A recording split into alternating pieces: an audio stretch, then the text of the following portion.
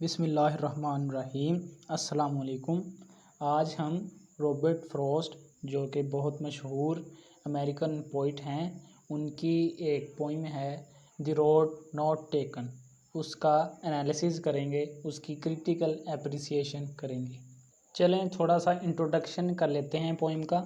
ये जो पोइम है ये पहली दफ़ा 1916 में एक कलेक्शन जिसका नाम था माउंटेन इंटरवल उसमें पब्लिश हुई। Its main theme is the divergence of paths both literally and figuratively, although its interpretation is noted for being complex and potentially divergent. कहा जाता है कि ये जो पोइम है वो रॉबर्ट फ्रॉस्ट के एक इंग्लिश फ्रेंड जिनका नाम था एडवर्ड टॉमस, उनके लिए लिखी गई थी। वो ये पोइम पढ़कर इतना मुतासर हुए कि उन्होंने जंग में जाने का फ़ैसला कर लिया और इसी जंग में वो मारे गए। चलें अब पोइम को पढ़ते हैं स्टैंजा बाय स्टैंजा और साथ साथ उसका एनालिसिस, उसकी एक्सप्लेनेशन करते हैं। First stanza. Two roads diverged in a yellow wood and sorry I could not travel both and be one traveler long I stood and looked down one as far as I could to where it bent in the undergrowth। तो पहले stanza में ये एक imagery दिखाई गई है, एक scene दिखाया गया है कि दो रोड हैं, ठीक है, वो दोनों डाइवर्ज्ड हो रहे हैं, किसमें, एक येलो वुड में जाकर मिल रहे हैं। और शायर कहता है कि अब मुझे अफसोस है कि मैं दोनों रास्तों पर नहीं चल सकता। क्यों नहीं चल सकता? क्योंकि मैं एक ट्रैवलर हूँ, मैं एक मुसाफिर हूँ। और शायर कहता है कि मैं उस रास्ते को तब तक देखता रहा जब तक वो झाड़ियों में जाकर आगे दूर तक वो गायब नहीं हो गया। आगे second stanza. Then took the other as just as fair and having perhaps the better claim, because it was grassy and wanted wear, though as for that the passing there had won them really about the same।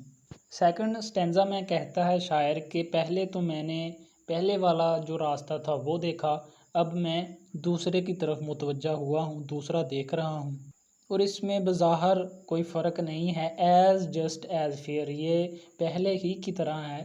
And having perhaps the better claim, लेकिन ये थोड़ा सा ज़्यादा मुतवज्जा करता है। क्यों? Because it was grassy and wanted wear, क्योंकि ये वो रास्ता है जिस पर ज़्यादा लोग नहीं चले, इस पर घास उगी हुई है और ये चाहता है कि मुझ पर चला जाए और मुझ पर एक वाज़िया निशान बन जाए। और जब लोग इस पर चलना शुरू कर देंगे तो ये भी घस पिट के पहले वाले रास्ते की तरह एक रास्ता बन जाएगा। आगे है third stanza. And both that morning equally lay in leaves no step had trodden back black, oh I kept the first for another day, yet knowing how way leads on to way, I doubted if I should ever come back. Third stanza में शायर जो है, poet जो है, वो बहुत ही प्यारा मंज़र हमारी आंखों के सामने वो लाता है। वो बताता है कि दोनों जो रोड्स हैं अब वो बिल्कुल एक जैसे ही इक्वली दिख रहे हैं। दोनों पर जो पत्ते हैं वो बिखरे हुए हैं और दोनों ऐसे हैं जैसे दोनों रास्तों पर किसी ने पहला कदम भी नहीं रखा अभी। और शायर कहता है कि मैंने रास्ता तो चुन लिया है, लेकिन वो कहता है कि मुझे डाउट है कि मैं शायद ही कभी वापस आ सकूं। आगे स्टैंजा है फोर्थ, लास्ट स्टैंजा है इसका। I shall be telling this with a sigh somewhere ages and ages hence, two roads diverge in a wood and I took this one less travelled by and that has made all the difference. यहाँ शायर कहता है, वो बताता है with a Sai, मसलन दुख गम के एहसास में, कि I took the one less travelled by, कि मैंने उस रास्ते का इंतखाब किया, उस रास्ते को चूज़ किया जिस पर घास उगी हुई थी और जो लोगों ने कम यूज़ किया था या वो बिल्कुल ही यूज़ नहीं हुआ था, यानी कि बिल्कुल एक नया रास्ता। And that has made all the differences, और यही है जिसने तमाम डिफरेंस पैदा कर दिया।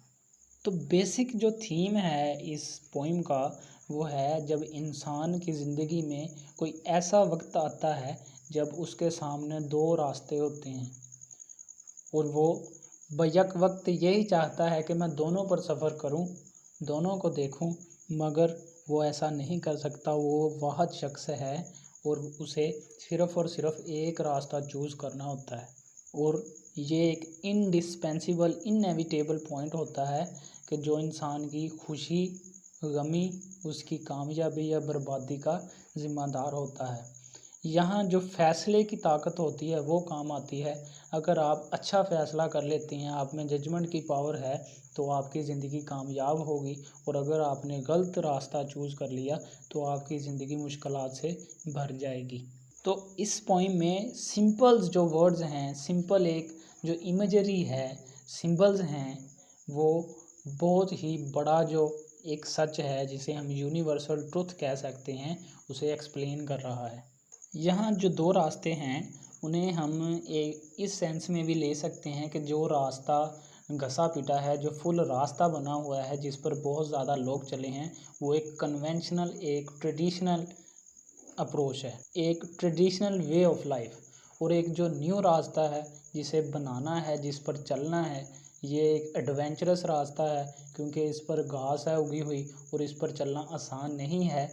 तो ये जो रास्ता है ये रिप्रेजेंट करता है modern way of life, unconventional. तो जो पोइट है वो कन्वेंशन पर, क्लासिकल ट्रेडिशनल पर मॉडर्न जो वे ऑफ लाइफ है, मॉडर्न, उसको प्रेफर करता है। तो पोइट उस पर तरजीह देता है। तो ये बिल्कुल रियलिटी है कि आप अगर जो एक काम है वो सबसे हटकर एक न्यू तरीके से करते हैं, एक जुदा तरीके से करते हैं, एक नए अंदाज से करते हैं, तो जो लोग हैं वो उसे इजीली एक्सेप्ट नहीं करते, बल्कि बहुत ज़्यादा क्रिटिसिज्म होता है। क्योंकि ज़्यादातर जो लोग हैं वो अपनी रवायात और इक़दार के साथ जुड़ा रहना पसंद करते हैं, वो उसमें जिद्दत, उसमें मॉडर्निज़म, उसमें मॉडर्निटी वो लाना कबूल नहीं करते। इसलिए जो कन्वेंशनल से अनकन्वेंशनल की तरफ सफ़र है वो इंतहाई कठिन और मुश्किल है। और जो इसमें मेन चीज़ है डिसीजन मेकिंग की, दो पाथ्स में से, दो रोड्स में से एक रोड चूज़ करने की, वो हम सब अपनी लाइफ में एक्सपीरियंस करते हैं, तकरीबन सब। मिसाल के तौर पर बहुत अच्छी एक मिसाल है कि आपने अपने जीवन साथी का इंतखाब करना है, आपने अपने हमसफ़र यानी अपने हस्बैंड या वाइफ का इंतखाब करना है, तो उसमें आपकी डिसीजन पावर बहुत ही अच्छी प्रिसाइज होनी चाहिए। ये एक फ़ैसला आपकी ज़िंदगी को खुशियों से भर सकता है या सारी ज़िंदगी को जहन्नुम बना सकता है। तो अगर आप एक अच्छे हस्बैंड या वाइफ का इंतखाब करेंगे तो ये टोटली आपके डिसीजन पर डिपेंड करता है कि उसके कॉन्सिक्वेंसेस क्या होंगे आपकी आफ्टर लाइफ पे। ऐसे ही बिल्कुल ऐसे है जब आप सब्जेक्ट्स जो हैं वो चूज़ करते हैं, फॉर एग्ज़ाम्पल आर्ट्स रखनी है या साइंस रखनी है, तो जो अगर आप कोई गलत जो है पाथ वो चूज़ कर लेते हैं और वो आपको फ़िट नहीं रहता, तो आपका तमाम जो तालीमी कैरियर है वो तबाह हो जाएगा और आप एक कामयाब अच्छे इंसान नहीं बन सकते। और ऐसी ही मज़ीद बहुत सी मिसालें हैं जो आप अगर गौर करेंगे तो आपको बेशुमार ऐसी एग्जांपल्स, ऐसी मिसालें अपनी इर्द गिर्द अपनी लाइफ में ज़रूर मिलेंगी। अब जो है वो थोड़ी सी लिटरेरी डिवाइसेस का कर लेते हैं कि वो कौन कौन सी यूज़ हुई है। पहली जो है वो मेटाफर, रोड, फोर्क, इन रोड, और जो येलो वुड्स हैं वो जो हैं ये थोड़े से जो मेटाफर हैं वो इसमें इस पोइम में इस्तेमाल हुए हैं। The road as a metaphor of life, fork represents choices we make to determine the course of our lives, yellow woods as the course sorry, yellow woods as the making of decisions during hard time of one's life. जब हम पे एक कड़ा वक्त, मुश्किल वक्त होता है, उस वक्त में जब हम पर मायूसी छाई होती है, हर तरफ से मसाइब हम पर आए होते हैं, उस वक्त में जो फैसला करना है वो येलो वुड्स उसको शो करते हैं, क्योंकि जो येलो कलर है वो इसी की नुमाइंदगी करता है। आगे है इमेजरी। इमेजरी का क्या मतलब है? It means the effective use of words to activate all the senses of a person. यानी हमारी जो 5 सेंसेस हैं, सुनने की, देखने की, चखने की, महसूस करने की, उनको एक्टिवेट करता है। तो इस पोइम में जैसे कि येलो वुड्स हैं, जब हम सुनते हैं तो हमारे दिमाग में एक पीले रंग के येलो वुड्स, पीले रंग के पत्ते, पीले रंग के जो दरख्त हैं उनकी इमेज बनती है। रोड, एक रोड जो है उसकी परसेप्शन होती है हमारे दिमाग में। एक फोर्क बनती है कि एक रोड मेन जा रहा है और आगे से उसके 2 हिस्से बन जाते हैं। ये सारा कुछ जब हम पढ़ते हैं तो हमारे दिमाग में बिल्कुल इसकी एक वीडियो, एक पिक्चर बन जाती है।